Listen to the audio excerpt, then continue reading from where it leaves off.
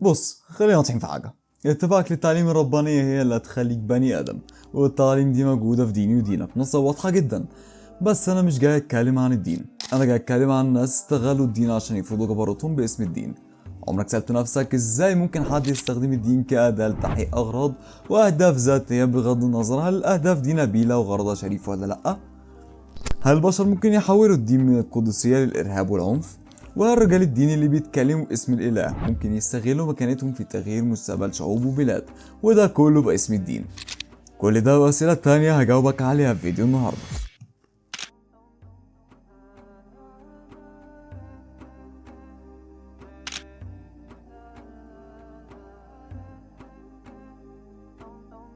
استغلال التعليم الدينية لمصلحتك الشخصية دي تعتبر من أبشع الحاجات اللي ممكن تفكر تعملها في حياتك. وأذكر لك عزيزي المشاهد نبذة عن الأمثلة التاريخية واللي توضح لك قد إيه ممكن الإنسان يتحول لقاتل ووحش بلا ضمير، وكله باسم الدين.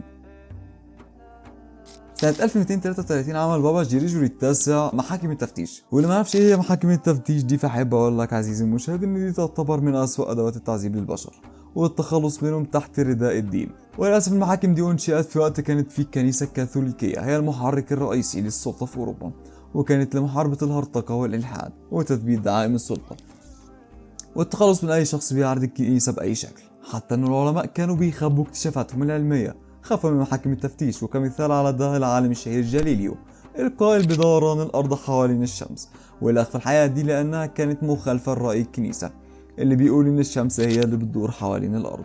ده غير إن أساليب محاكم التفتيش الوحشية امتدت للأندلس بعد ما تم احتلالها وإجبار المسلمين على اعتناق المسيحية، وإلى التعذيب بأبشع الطرق، وطبعا اللي بتنتهي أغلبها بالموت، وده كله باسم الكنيسة والرب، وإنهم كده بيحموهم من عذاب الآخرة.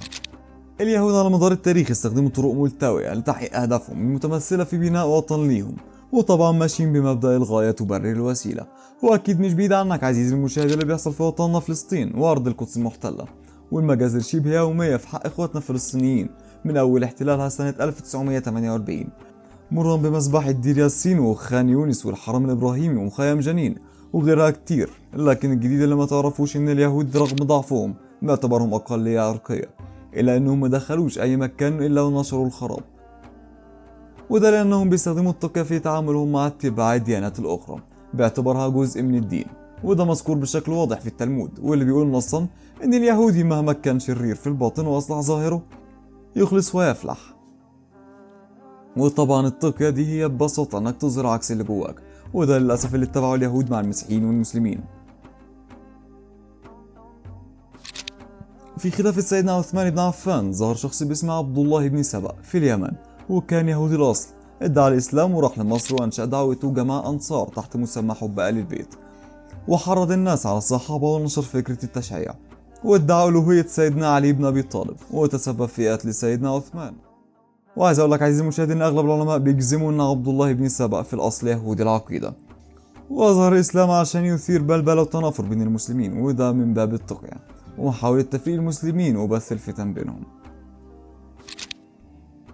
الحجاج بن يوسف الثقفي اسم يتردد صدى في التاريخ كواحد من أكثر الولاة ظلما وبطشا في عهد الخليفة الأموي عبد الملك بن مروان، واللي كان بيعتبر عضد الدولة ومؤسسها الحقيقي، وده لأنه كان سفاك للدماء وخصوصا لكل شخص عرض الدولة الأموية باعتبارهم على حسب وصفه أنهم خارجين عن الخلافة، لدرجة وصل به الأمر لقتل سيدنا عبد الله بن الزبير ابن السيدة أسماء ابن أبي بكر، وضرب الكعبة بالمنجنيق فقط عشان يثبت حكم الأمويين في شبه الجزيرة العربية. وكان من شدة بطشه إنه بياخد بالشبهة، يعني لو اشتبه في شخص إنه خارج عن الدولة بيأمر بقتله. حتى إنه قال في وصف نفسه لعبد الملك: إني يا مولاي لرجل حسود لجوج حقود. وقال عن عمر بن عبد العزيز: لو تخابثت الأمم وجئنا بالحجاج لغلبناهم وما كان يصلح لدنيا ولا آخرة.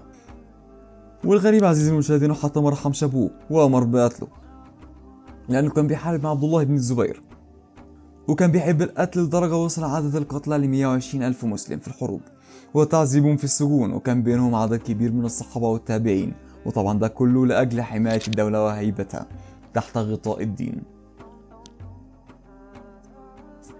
ابو مسلم الخراساني شخصيه غامضه ومثيره للجدل، مش معروف نسبه او نشأته، بس المؤكد انه كان احد اهم اركان الدوله العباسيه، واللي حتى أول دعم الثورة العباسية على الأمويين سنة 132 هجري في خراسان والعراق، وكان مشهور باسم السفاح بسبب كم المذابح اللي عملها بحق الأمويين وأي شخص داعم ليهم، حتى أن أتباعه ما سلموش من بطش وأذاه، وكان القتل والخداع هما الركنين الأساسيين اللي بنى عليه حكم وسلطته. حتى أن كثير من المؤرخين قال إنه خطط للاستيلاء على الحكم من بني العباس وقتل الخليفة أبو جعفر المنصور باعتباره حسب وصفه أنه الأحق بالخلافة، وبلغ على القتلى في وقته ل1,000,000 مسلم. والمبرر لده كان كالعادة تثبيت أركان الدولة وحماية المسلمين من الفتن. وفي النهاية عزيزي المشاهد حابة أقول لك إن العنف والإرهاب ملهمش أساس في أي دين أو عقيدة سليمة، وإن كان في أمثلة بتتخذ الدين ذريعة الأفعال أو يجددها، فهم في الآخر ما بيمثلوش دينهم في شيء، لأن كل الأديان بتدعو للتسامح والسلام. وهستنى أكيد آرائكم ومقترحاتكم، كمان لو حابين نتكلم بالتفاصيل في أي جزئية من حلقتنا النهاردة يا ريت تبلغوني بها في التعليقات وهنعمل ليها حلقات خاصة.